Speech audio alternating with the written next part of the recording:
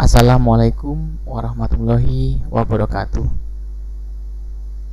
Kembali lagi bersama saya Ilham Sumarga di channel Guru Kewarganegaraan. Baik anak-anak semuanya, kembali lagi pada pertemuan hari ini kita akan membahas berkenaan dengan rumusan dan pengesahan Undang-Undang Dasar Negara Republik Indonesia tahun 1945 pada bagian yang kedua. Anak-anak semuanya, minggu lalu kita sudah membahas dan juga mengulas tentang perumusan dan pengesahan Undang-Undang Dasar 45 yang pada intinya kita membahas berkenaan dengan konstitusi. Nah, hari ini kita akan merefleksi lebih lanjut, mendalami lebih lanjut lagi tentang perumusan dan pengesahan Undang-Undang Dasar Negara Republik Indonesia tahun 1945. Namun sebelum kita membahas lebih dalam lagi tentang materi pembelajaran hari ini, kita lebih awal kita mengetahui tentang pemahaman atau tujuan pembelajarannya. Nah, tujuannya adalah dalam video pembelajaran hari ini adalah agar kalian mendapatkan pemahaman sejarah perumusan dan pengesahan Undang-Undang Dasar Negara Republik Indonesia tahun 1945. Nah, seperti yang di awal Bapak sudah sampaikan, anak-anak semuanya, kita akan lebih mengenal tentang konstitusi lebih dalam lagi dan lebih jauh lagi ya. Nah, negara Indonesia menganut paham konstitusionalisme. Ya, anak-anak ya, di sini Bapak beri warna hijau ya, hijau muda. Nah, konstitusionalisme sebagaimana ditegaskan pada pasal 1 ayat 2 yang tercantum di dalam Undang-Undang Dasar Negara Republik Indonesia tahun 1945 yang berbunyi di situ ya, anak-anak semuanya, kedaulatan berada di tangan rakyat dan dilaksanakan menurut Undang-Undang Dasar. Jadi perlu diketahui bersama anak-anak semuanya, kedaulatan. Nah, makna kedaulatan itu sendiri adalah kekuasaan tertinggi. Nah, jika di sini adalah kedaulatan adalah kekuasaan tertinggi dan kekuasaan tertingginya ada di tangan rakyat, berarti kita adalah penguasa tertinggi di negara Indonesia. Nah, itu bisa dimaknai demikian ya. Kalau kita memahami bahwasanya negara Indonesia dengan paham konstitusionalisme. Namun di sini ada kata dan yang artinya dia terikat di dalamnya ya, dilaksanakan menurut Undang-Undang Dasar. Jadi kita memiliki kedaulatan, kita memiliki kekuasaan tertinggi. Namun kekuasaan tertingginya ini atau kekuasaan tertinggi tersebut itu dibatasi dengan apa? Dengan Undang-Undang Dasar atau konstitusi. Nah, konstitusi itu yang membatasi kita agar tidak terjadi penyalahgunaan kedaulatan ya anak-anak. Selanjutnya yang kedua, konstitusi adalah hukum dasar yang dijadikan pegangan dalam penyelenggaraan pemerintahan. Nah, hukum dasar ya anak-anak semuanya seperti yang minggu lalu yang sudah Bapak terangkan, yang sudah Bapak jelaskan. Nah, hukum dasar di situ adalah hukum yang dijadikan pegangan. Kalau pegangan berarti kan pedoman. Pedoman bagi siapa? Bagi penyelenggara pemerintahan negara. Nah, kalau penyelenggara pemerintahan negara itu bisa dicontohkan sebagai presiden. Nah, presiden di sini itu merupakan penyelenggara negara. Oleh karena itu, menurut Zimria Sidiki, beliau adalah hakim MK ya, anak-anak semuanya. Konstitusi bukan undang-undang biasa. Nah, perlu dipahami di sini, bukan artinya tidak setara, tidak setingkat dengan undang-undang. Ya, dia lebih tinggi kedudukannya. Konstitusi tidak ditetapkan oleh lembaga legislatif biasa. Nah, ini juga menjadi catatan anak-anak semuanya. Jadi bukan DPR yang membentuk konstitusi, melainkan lembaga legislatif khusus untuk menetapkan undang-undang dasar ini tadi atau konstitusi ini tadi ya. Nah, di sini juga diterangkan, tetapi ada badan khusus yang lebih tinggi kedudukannya. Nah, artinya di sini adalah ada kedudukan yang lebih tinggi di dalam legislatif itu. Dalam hierarki hukum, konstitusi merupakan hukum yang paling tinggi. Ini juga diterangkan ya anak-anak semuanya. Di samping konstitusi merupakan hukum paling tinggi, juga bersifat fundamental, artinya mendasar ya.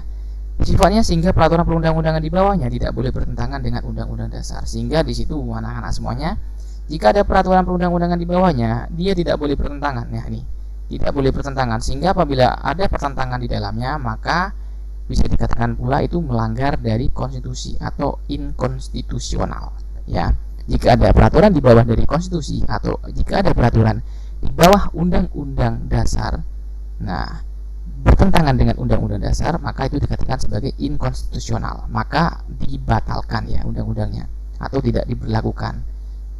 Karena demi menjaga konstitusi negara, undang-undang apapun yang bertentangan dengan konstitusi atau undang-undang dasar maka dihapus atau dibatalkan demi tegaknya peraturan ya, kayak gitu.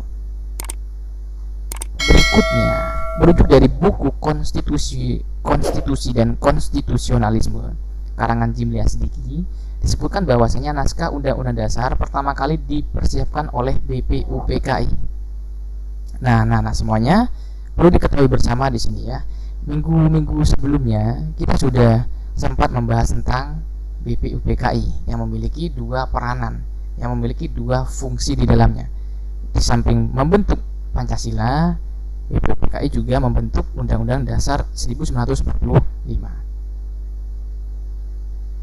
Hal ini dilakukan pada masa sidang yang kedua, artinya pembentukan atau perancangan Undang-Undang Dasar atau Konstitusi Negara Indonesia itu dilakukan di sidang yang kedua, tanggalnya 10 Juli sampai dengan 17 Juli 1945. Saat itu dibahas hal-hal teknis tentang bentuk negara. Di samping bentuk negara juga bentuk pemerintahan yang baru akan dibentuk. Jadi bentuk negara kita itu Indonesia adalah bentuk negaranya kesatuan, sedangkan bentuk pemerintahannya adalah bentuk republik. Dalam masa persidangan kedua tersebut dibentuk panitia hukum dasar yang jumlah anggotanya sebanyak 19 orang yang diketuai oleh I.R. Soekarno.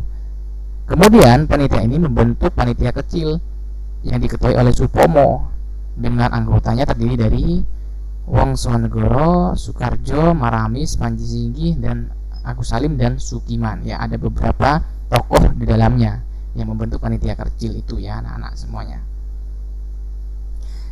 Panitia kecil perancang Undang-Undang Dasar itu pada tanggal 13 Juli berhasil membahas beberapa hal ya, dan di samping membahas juga menyepakati antara lain adalah tentang lambang negara ya. Lambang negara itu bermacam-macam ya anak-anak ya. Burung Garuda, bendera merah putih, bahasa Indonesia itu merupakan lambang negara. Nah, di samping lambang negara di tanggal 13 Juli itu juga membahas tentang negara kesatuan nih anak-anak ya. Bapak beri lambang merah ya, beri tanda merah. Di samping lambang negara juga bentuk negara kesatuan. Dan juga muncul sebutan tentang MPR atau Majelis Pemusyawaratan Rakyat. Nah, dan juga membentuk panitia penghalus bahasa. Nah, panitia penghalus bahasa di sini ia berperan atau panitia tersebut berperan untuk merevisi atau mendaur ulang ya, memperbaiki kosakata ataupun bahasa yang terdapat di dalam Undang-Undang Dasar sehingga dapat ditafsirkan secara lebih umum sifatnya. Itu. Jadi itu yang digunakan oleh para panitia bahasa di sini ya. Di situ ada beberapa tokoh ya, ada 3 ya anak-anak. Yang pertama adalah Jaya Diningrat, yang kedua Salim, yang ketiga Supomo. Ada 3 nih tokohnya yang diberikan mandat dan amanah sebagai panitia penghalus bahasa. Rancangan Undang-Undang Dasar diserahkan kepada panitia penghalus bahasa. Nah, setelah sudah melakukan sidang di BPUPKI yang kedua, terus ada hasilnya, ada kesepakatannya, ada hasil mufakatnya, kemudian hasil mufakat dan kesepakatan tersebut diserahkan kepada panitia bahasa untuk kemudian dijadikan bahasa yang halus sehingga dapat dibaca oleh khalayak umum dan nyaman ditafsirkan atau bisa dimaknai secara gamblang, secara belak-belakan gitu ya anak-anak semuanya. Nah, terakhir ada info kewarganegaraan. Haji Diningrat itu dalam setiap sidang beliau selalu mengatakan bahwasanya mari mengheningkan cipta supaya pikiran yang suci dalam dan murni ada, jadi pikiran suci dan murni dalam pemilihan itu terjadi. Jadi ada semangat spiritual ya, jadi didorong dengan semangat ketuhanannya, yaitu anak-anak semuanya. Nah, sehingga perilaku tersebut perlulah kita tiru karena ada sisi religius para pemimpin negara.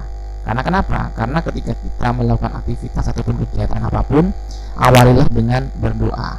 Seperti misalkan kalian belajar di rumah atau belajar tatap muka di sekolah, mulailah dengan berdoa. Nah, apalagi sebelum membuat keputusan itu mulai dari berdoa akan lebih baik lagi nanti hasilnya. Begitu anak-anak semuanya. Nah, untuk pertemuan hari ini Bapak cukupkan pada slide ini. Untuk kemudian besok kita akan membahas lagi di pertemuan yang akan datang ya anak-anak semuanya. Bapak cukupkan. Terima kasih dan jangan lupa rangkum segala sesuatu yang penting dan menarik dari sini. Bapak cukupkan. Wassalamualaikum warahmatullahi wabarakatuh.